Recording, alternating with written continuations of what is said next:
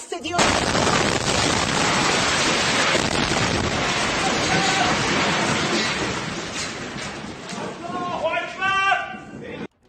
ഓമനത്തം മാറാത്ത കുരുന്നു കുഞ്ഞുങ്ങളുടെ ചോര കാണുമ്പോൾ, അവരുടെ ശവക്കൂനകൾ കാണുമ്പോൾ, മാലാഹ കുഞ്ഞുങ്ങളെ വെള്ളത്തുണിയിൽ പുതപ്പിച്ച് ചേർത്ത് വെച്ച് ആർത്തുകരയുന്ന അച്ഛനമ്മമാരെ കാണുമ്പോൾ ആനന്ദത്തിൽ ആറാടുന്ന മനുഷ്യവിരുദ്ധ യുദ്ധവറിയൻ ജിങ്കോയിസ്റ്റ് കൂട്ടങ്ങൾക്കും മാധ്യമപ്രവർത്തകരോട് തീർത്താൽ തീരാത്ത പക സൂക്ഷിക്കുന്ന പ്രത്യയശാസ്ത്രങ്ങളുടെ സൈബർ അടിമകൾക്കും വലിയ സന്തോഷമുണ്ടാക്കിയ ദൃശ്യങ്ങളാണ് കണ്ടത്. ഇറാന്റെ ദേശീയ ടെലിവിഷൻ ആസ്ഥാനം അവിടുത്തെ മാധ്യമപ്രവർത്തകരെ ലക്ഷ്യമിട്ട് ഇസ്രായേൽ മിസൈലുകൾ പതിച്ചതാണ്. ആ വനിതാ മാധ്യമപ്രവർത്തക വാലും ചുരുട്ടി ഇറങ്ങി ഓടിയെന്നും പേടിത്തൂറിയെന്നും അപ്പോൾ തന്നെ ട്രോളിൽ ഇറക്കി പ്രൊപ്പഗണ്ട യന്ത്രങ്ങൾ. എന്തിന്? ഇങ്ങ് നിലമ്പൂരിൽ ഏതോ വിഷയത്തിന് രാഹുൽ മാങ്കൂട്ടത്തിനെ ട്രോളാൻ മുഖം മാസ്ക് ചെയ്തിറക്കിയ ഒരു ഇൻസെൻസീവ് പരിഹാസം വരെ കണ്ടതാണ്. പിന്നിൽ എരിഞ്ഞുകത്തുന്ന സ്വന്തം സ്ഥാപനത്തിന് മുന്നിൽ ഏതു സമയവും തലയിൽ വീണ് ജീവനെടുക്കാവുന്ന ഒരു ഇസ്രായേൽ മിസൈലിനെ ഭയക്കാതെ കയ്യിൽ ചോരയുമായി ഇന്ന് റിപ്പോർട്ട് ചെയ്തൊരു ധീരൻ മാധ്യമപ്രവർത്തകനെ കണ്ടു ലോകം.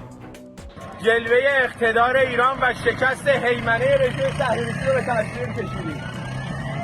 اینجا سازمان صدا و سیما است، مرکز فرماندهی جنگ رسانه ایران. ഇസ്രായേലിന്റെയും ജിങ്കോയിസ്റ്റ് വലതുപക്ഷത്തിന്റെയും മാധ്യമവറിയൻ സൈബർ തെമ്മാടിക്കൂട്ടത്തിന്റെയും ആനന്ദത്തിന് പക്ഷേ ആയുസ് അരമണിക്കൂർ. ഇറാൻ TV നിശബ്ദമാക്കുമെന്ന സയനിസ്റ്റ് പ്രതിരോധ മന്ത്രി ഇസ്രായേൽ കീറ്റ്സിന്റെ വാക്കുകൾ അസ്ഥാനത്തായി. വീണ്ടും ഇറാൻ TV ഓണയർ. സ്ക്രീനിൽ അതേ മാധ്യമപ്രവർത്തക സഹർ ഇമാമി. വിറയ്ക്കാത്ത ശബ്ദം, അതേ ആർജവം. صدا و سیمای جمهوری اسلامی ایران دیدیم نمونه بارز و آشکار مخالفت با آزادی بیان هستش. ساختمان خبر مورد هدف قرار نگرفت.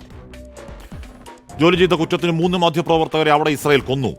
നൂറുകണക്കിന് മാധ്യമപ്രവർത്തകരെ, ആരോഗ്യ പ്രവർത്തകരെ കുരുതി കൊടുത്ത ക്രൂരതയ്ക്ക് മുന്നിൽ 3 ഒരു കണക്കല്ല. എങ്കിലും ആ ന്യൂസ് ഡെസ്കിലെ മണിക്കൂറുകൾ ലോക മാധ്യമ ചരിത്രത്തിൽ രേഖപ്പെടുത്തലാണ്. പ്രിയപ്പെട്ട സഹർ ഇമാമി, ജീവൻ നഷ്ടമാകുന്ന ഉറപ്പുള്ള സമയത്തും നീ ചെയ്യുന്ന ജോലിയോട് കാണിച്ച അങ്ങേയറ്റം പ്രതിബദ്ധതയ്ക്ക്, പെൺകരുത്തിന്റെ നാനാർത്ഥത്തിന്, മരണമുഖത്തും ഇടറാത്തതിന്റെ ശബ്ദത്തിന്, കാതങ്ങൾക്കിപ്പുറത്തൊരു മാധ്യമപ്രവർത്തകന്റെ സ്നേഹാദരങ്ങൾ, അഭിവാദ്യങ്ങൾ.